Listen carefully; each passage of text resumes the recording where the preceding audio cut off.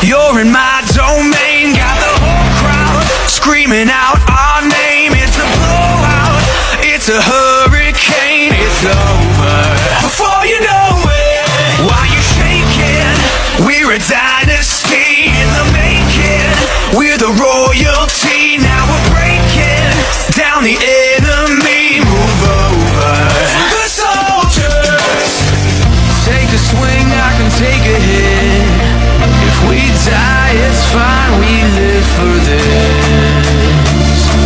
It's all for this. We're gonna stand on top with our hands in the sky.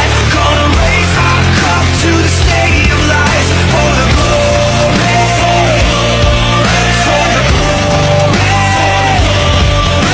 We celebrate with the city tonight. Hear the whole town cheer, it's the ultimate high. For the glory, we do it for the glory. Kung probinsya ako, lumaki ako sa Kasuon, Moncayo, Davao de Oro, and ang father ko isang farmer and ang mama ko naman isang plain housewife. And sa madaling salita, both of them is magsasaka, so ako naman ay anak ng magsasaka. So lumaki kami sa probinsya ng Kasuon, Moncayo, Davao de Oro, and dahil sa hirap ng buhay, maaga ako namulat sa realidad na kailangan talaga na kapag ikaw may pangarap ka, so kailangan mo talaga na makapagtapos ng pag-aaral. So yun talaga yung pinakauna kong nakita na solusyon sa kahirapan namin. And sobrang hirap doon sa province namin kasi doon ma-experience mo talaga yung buhay na probinsya, no? So mahirap talaga. So dahil sa hirap na yon, na kailangan ko na makitira sa lulo ko, sa tita ko para makapag-aral. And naalala ko nung nag-aaral ako ng high school, so kailangan talaga na maglakad papuntang school, galing sa bahay papuntang school, and galing sa school papuntang bahay. So every day, so 8 hours yung nilalakad ko. So kailangan talaga na maglakad ka ng 4 hours na papunta sa school kasi malayo, and then galing din sa school. So 4 hours din. Pero tinapos ko yun talaga kasi nakita ko na kapag nakapagtapos ka ay makaroon ka talaga ng magandang trabaho. And sobrang swerte na lang nung nag-aaral ako na kapag ikaw ay naglalakad sa daan tapos meron kang kakilala na hihintuan ka, papasakayin ka, sa madaling salita makahits ka ng tao na may motor, kasi bihira lang may motor doon sa amin noon nung nag-aaral pa ako. So sobrang swerte na kasi mas mapadali yung pagpunta mo ng school. And dahil sa hirap ng buhay, naranasan ko talaga na kailangan ko makitira sa ibang tao para makapag-aral. So yun yung na-experience ko. Then dahil farmer yung papa ko, yung meron kaming lupa, so naranasan ko din talaga magtrabaho sa bukid. So nagsasaka kami, no? So yung mga inaayos namin yung mga taniman namin. So naranasan ko din, na-experience ko din talaga kung ano yung trabaho sa probinsya. And dahil doon, nung nakapagtapos na ako ng high school, sa awa ng Panginoon, nakapagtapos naman ng high school, ang ginawa ko ay nagtrabaho ako. So una, nakapasok ako bilang isang construction worker. So nagtrabaho kami sa tulay. So bilang body ng maso, nagtatrabaho kami nag-ayos kami ng mga gabyo, nagpapile kami ng mga bato sa ilalim ng tulay. And hindi lang yan, naranasan ko din na magtrabaho sa isang palengke sa Agdao Public Market bilang isang vendor. So doon ako namulat sa realidad na kapag ikaw pala is gustong kumita ng pera, kailangan mo talaga na paghirapan. So doon ko naranasan na magbenta. So doon ko naranasan na magbenta ng mga root crops sa palengke. And sobrang dami experience. And naranasan ko din na magtrabaho sa lahat ng establishment sa Davao City as a cook and delivery. So nagluluto kami, so dinideliver namin sa lahat ng mga establishment sa Davao City, sa ospital, sa mga mall.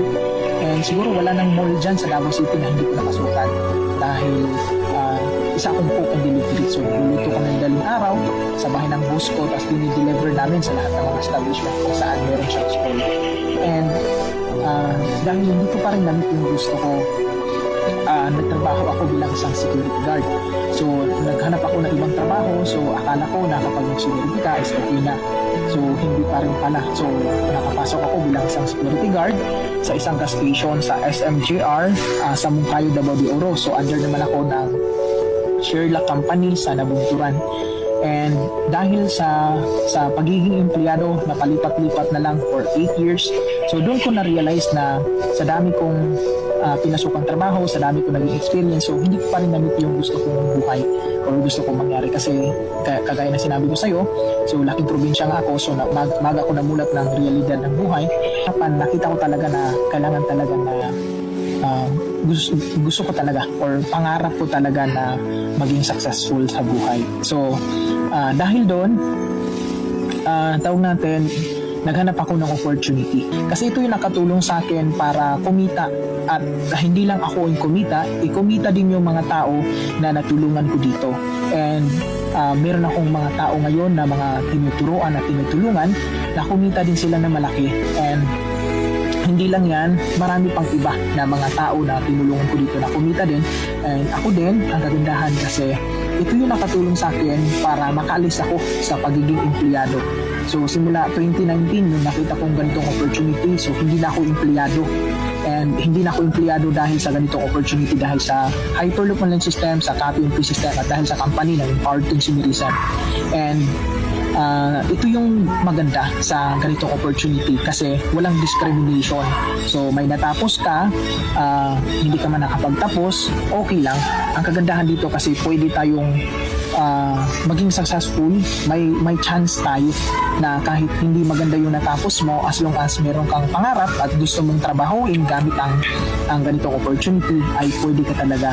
And sa lahat po ng mga katulad ko na empleyado na umabot ka na ng ilang taon sa kakatrabaho tapos hindi mo pa rin na-meet yung gusto mo, lalong-lalo na pag ikaw ay isa kang OFW na matagal ka na sa ibang bansa, na tinatrabaho mo yung pangarap mo dyan pero until now hindi mo pa rin na-meet yung gusto mo, lalo na pag ikaw ay isang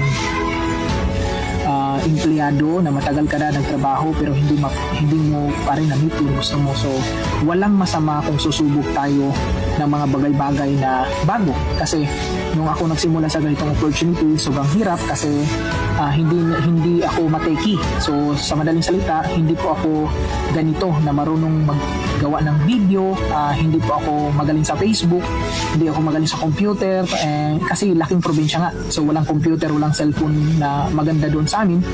So dahil tawag natin sa kagustuhan ko na gawin tong ganitong opportunity, so natuto ako dahil sa mga tao din na nakasalamuha ko nung nagsimula ako dito.